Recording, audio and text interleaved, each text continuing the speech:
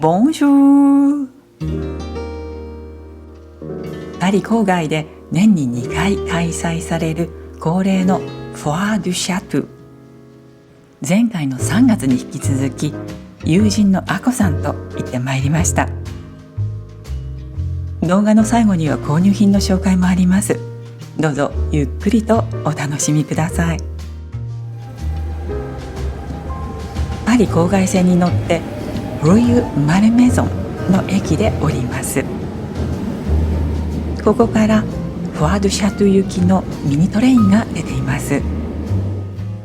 進行方向前の車両に乗ってこの出口を利用するというのは前回学習しました。これがそのミニトレイン、かわいいですよね。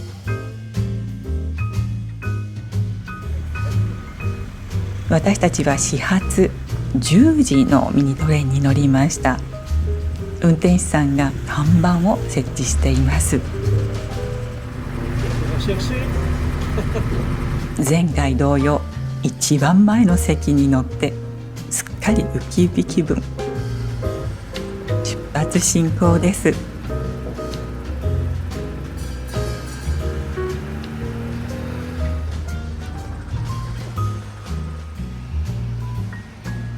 街路樹が色づいてきました。セーヌ川を渡ります。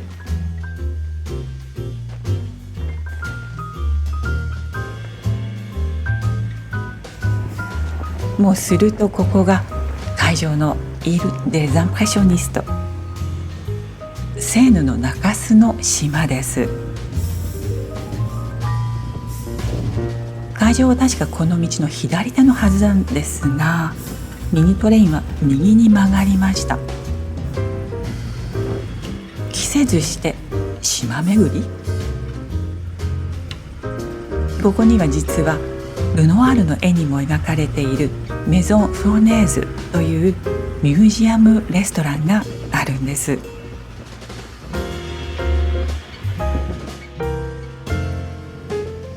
地元の学生さんたちボランティアで清掃作業をしているんでしょうか。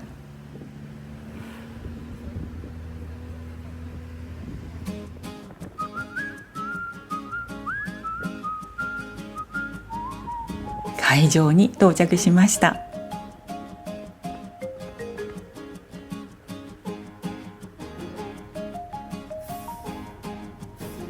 行列ができていますね。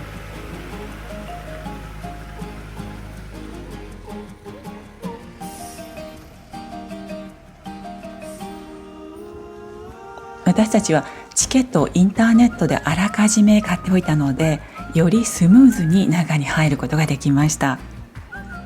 料金は10ユーロです。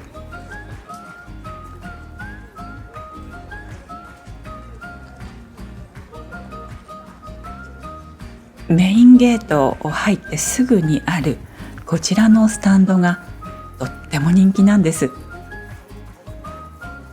すでにたくさんのマダムたちが品定め中でした。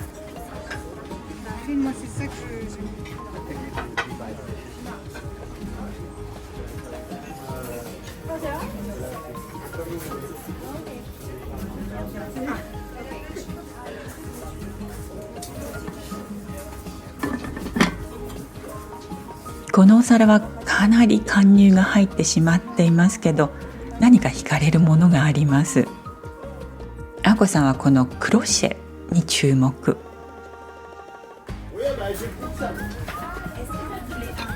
こちらのスタンドはディスプレイのセンスが本当に秀逸だなぁと感心します。今回は秋を感じさせるディスプレイになっています。ほおずきを上手に使っていますよね。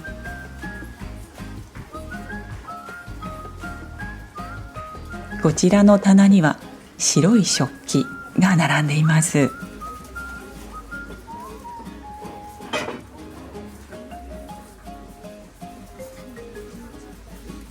フランスのセンスのいい人というのはたくさんのものを一緒くたに置いているように見えて、なかなかいいバランス感覚で配置しているということだと思うんです。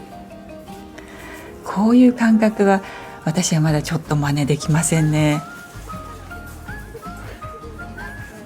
見て楽しませていただくことにします。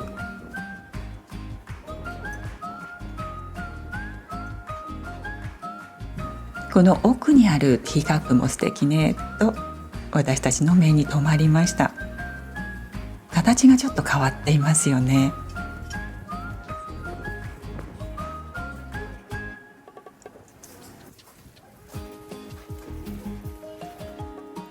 この辺りはシルバーの食器類。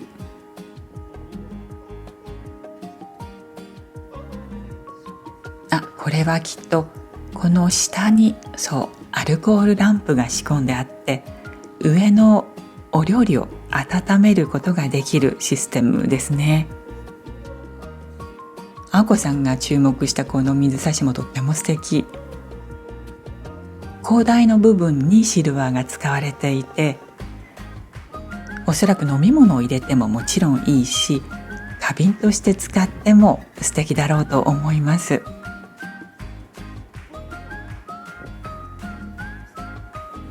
同じガラス製品でもこんなものもありました。カッピング療法というんでしょうか、それに使う道具です。この辺りはジャムの瓶。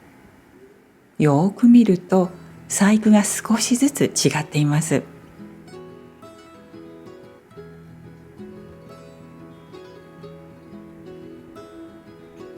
この棚を見ると、私はセーヌ川の源流に暮らしていたモニクさんの台所を思い出します。なんだかほのぼのとした感じがしませんか？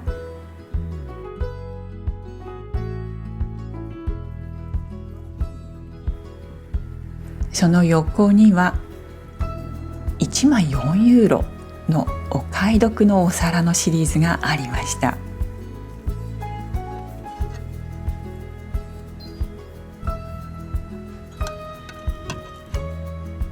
おや、これは豚さんが馬跳びしてるんでしょうか。すごく可愛いですね。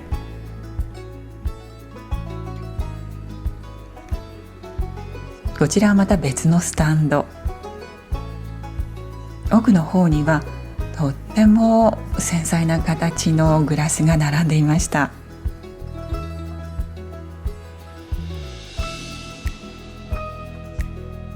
素敵なカップ&ソーサーのセットですね。一つ一つ見てみると、それぞれお花の模様が違っているんです。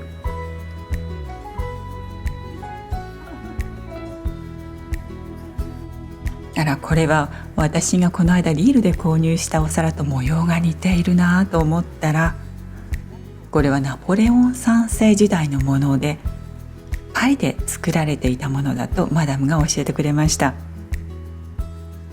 広大の厚みがかなり立派ですね。これはまた別のスタンド。とっても優雅なオブジェと思いきや、中にはこんなものが入ってました。このスタンドで前回私たちは天使のオブジェが気になっていたんですけれども、今回出ていなかったところを見ると、きっとどなたかが購入されたんでしょうね。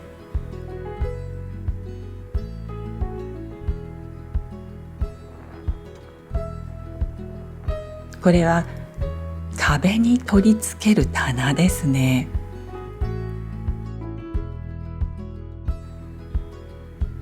この箱の中のリネンのシリーズは全部10ユーロってお買い得じゃないですか？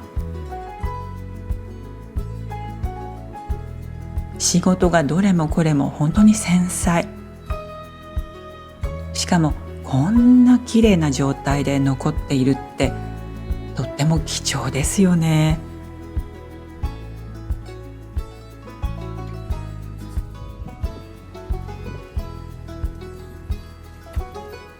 この辺りにはバルボチーヌのお皿があります。私がこれまで見たことのないようないろんな柄がありましたが、中でも私はこの感じが好きかな。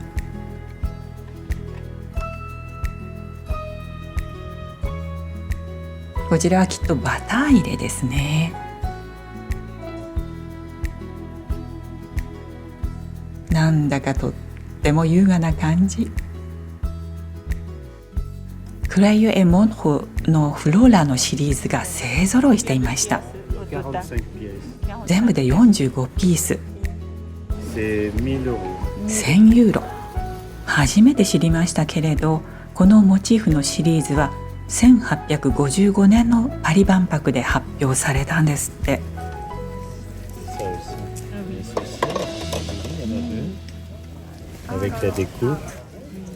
この魅力的な声に聞き覚えはないですか？そうなんです。サン・シュルピスのアンティーク市でお会いしたムッシュ。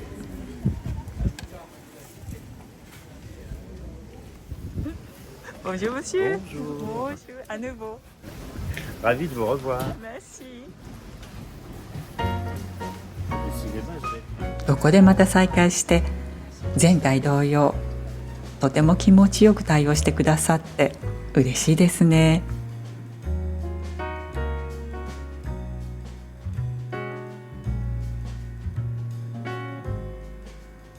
こちらまた別のスタンドです。このリンゴお皿にくっついているんです。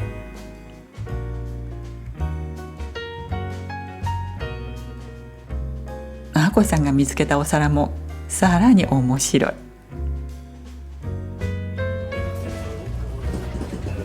こちらのスタンドには水差しが勢ぞろいしていました。一つ一つとっても個性的で、コレクションしている方なんかにとってはたまらないんじゃないかしら。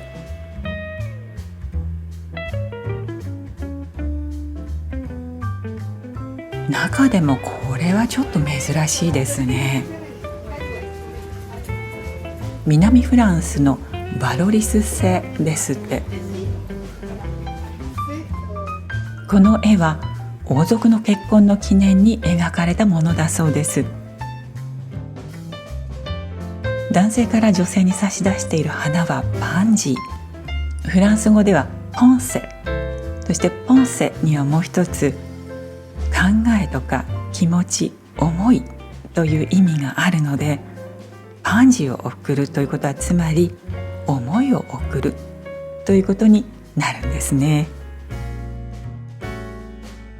そんな風に親切に説明してくれたマダムの店のランプにも私はちょっと惹かれました。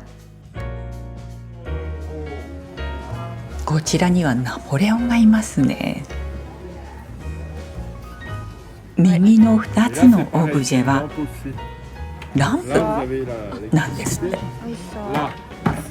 こちらのスタンドの親切なムッシュ、実際にランプをつけて見せてくれようとしています。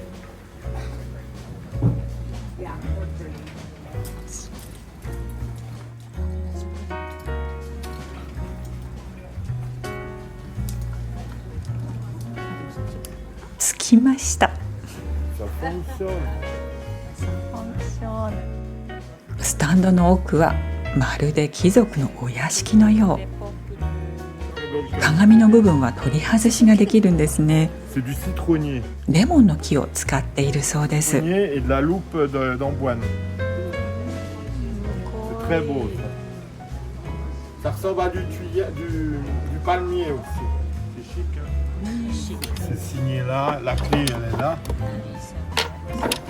こちらの2脚の椅子はルイ16世、つまりマリー・アントワネット時代のものだそうです。子供用とおっしゃっていましたが、小柄な女性だったら全く問題なく座れる感じ。シルクのクッションがまた素晴らしく美しいです。そしてこのムッシュはもう一つスタンドを持っていて、そちらにも案内してくれました。奥の大きな肖像画はマダム・ドゥ・ランバル。 Madame de Lamballe, c'est l'amie de Marie-Antoinette. Marie-Antoinette. Elle est où Marie-Antoinette? Ah, elle est là. Là, il y a Marie. そしてここにマリー・アントワネットがいました。これはセーブル焼きだそうです。このスタンドはもうまるで美術館のようです。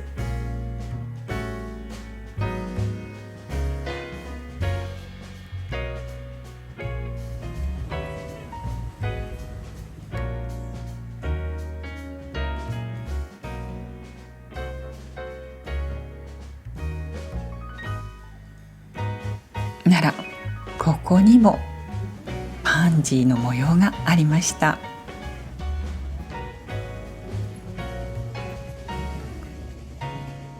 こちらのティーポットも面白いですよね。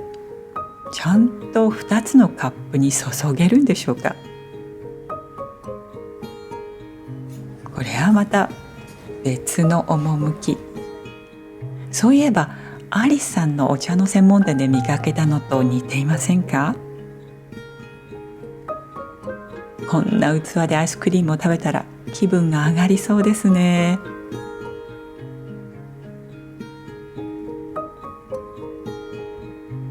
螺鈿細工、これおそらく中国から来ているんではないでしょうか。季節柄かしら、アーティチョーク用の食器のセットも出ていました。フランスのジアンのものですね。命名皿もあってソースを入れるところもあります。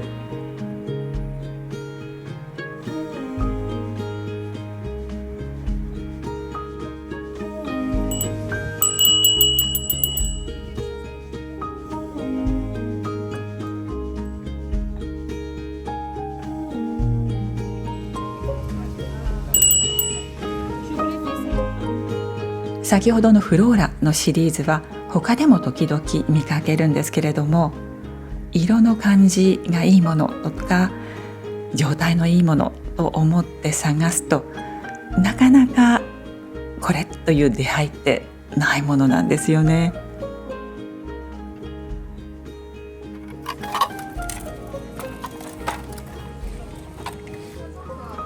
そうそう、こちらのスタンドも普段使いに良さそうな食器をたくさん取り揃えていて、しかもとっても趣味がいいんです。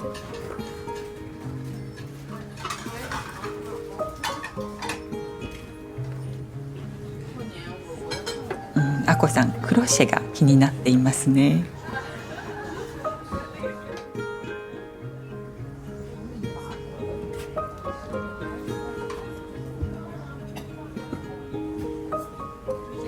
これはインク壺でしょうか。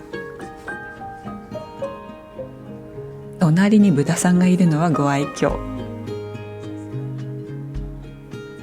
後ろにあるお皿も魅力的です。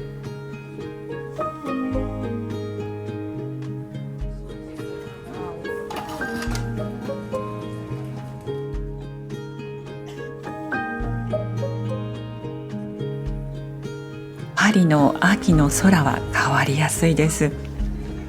雨が降ってきました。表に出してある商品を守らなくてはいけませんけど、陶磁器は雨でも平気そうですね。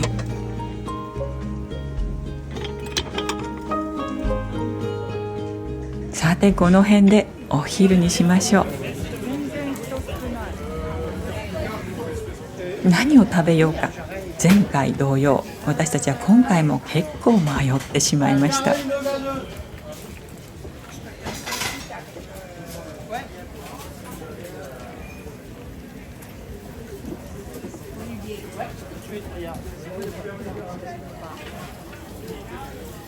今回は雨風を避けられるということで、こちらのスタンドにしました。串刺しにして焼いたハムが看板料理ということで、私はそれをお願いしました。こさんはというとムール貝です。どちらもすごいボリュームでしょ。結局私は全部食べきれず、このハムの残りを持ち帰り用に包んでいただきました。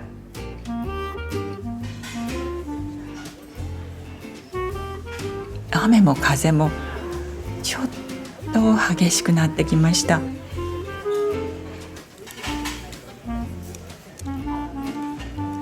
確かに木製のオブジェは避難させなくてはいけませんね。食事を終えた頃にちょうど雨が小降りになってきて安心しました。まだ半分ぐらいしかスタンドを回っていないので、もう少し頑張りましょう。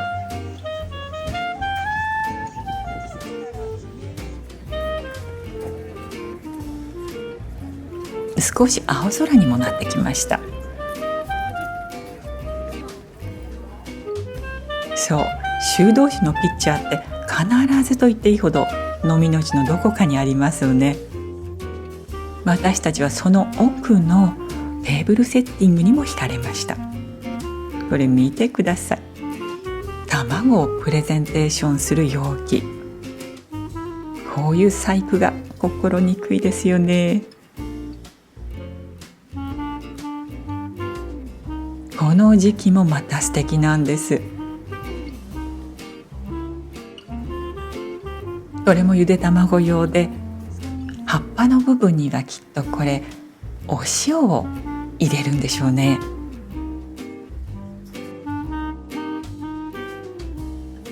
このスタンドにはミントンとサルグミヌミントンの食器がたくさん揃っていました。しかもカップとお皿の模様と裏のナンバーまできちんと合わせて販売しているそうです。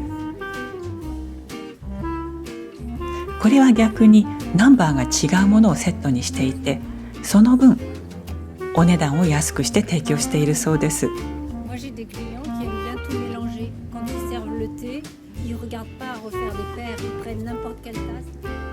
また別のスタンドでサルグミヌミントのティーポットに遭遇しました。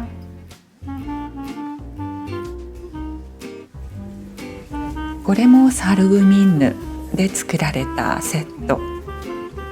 なかなか可愛らしいですよね。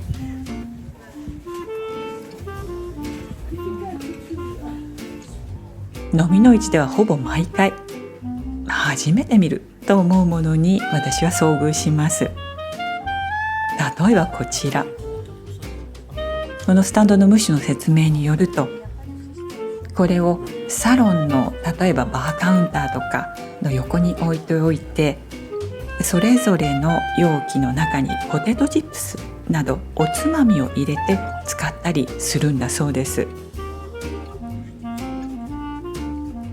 温めるようなシステムにはなってないそうです。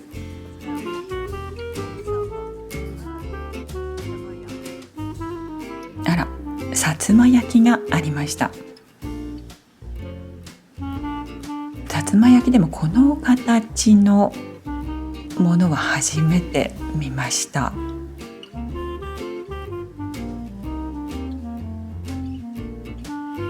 甘い匂いがしているなと思ったら、匂いの元はこちらでした。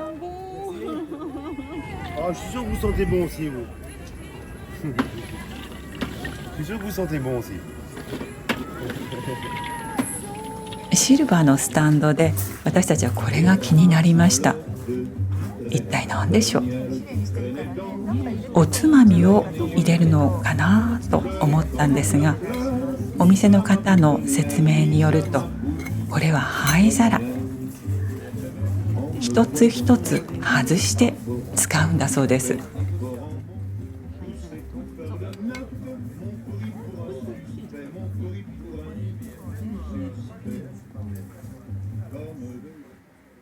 けれども他の使い方をしても、あるいはオブジェとしてだけでもなかなか魅力的ですよね。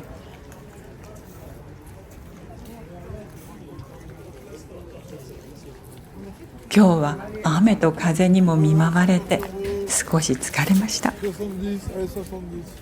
そろそろ家路に着きましょう。帰りもミニトレイン。この袋があるということは、私たちには収穫がありました。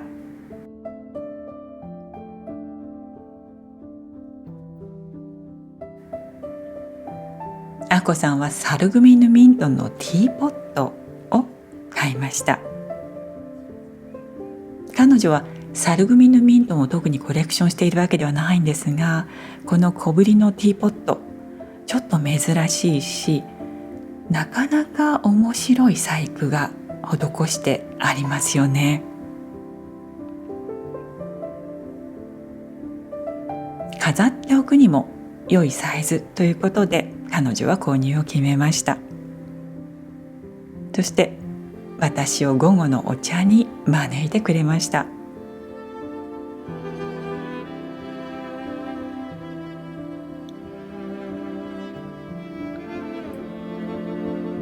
ガラスのカップと漆の茶卓と合わせるのもなかなか粋な取り合わせですよね。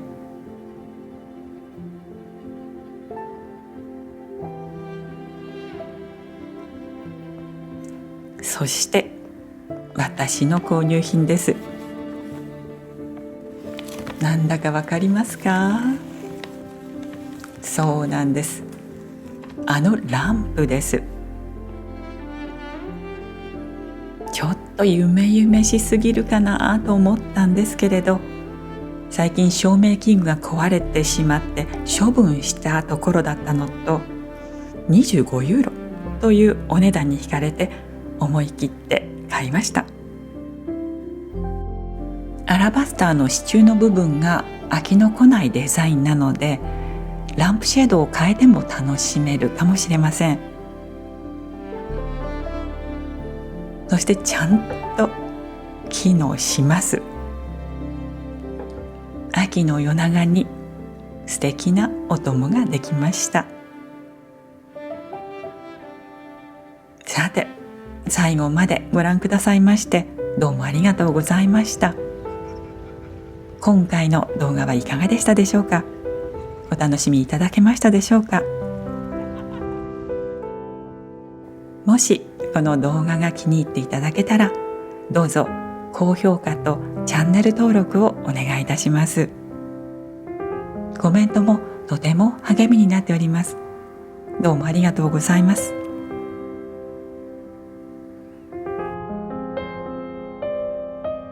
ではまた次回の動画でお会いいたしましょう。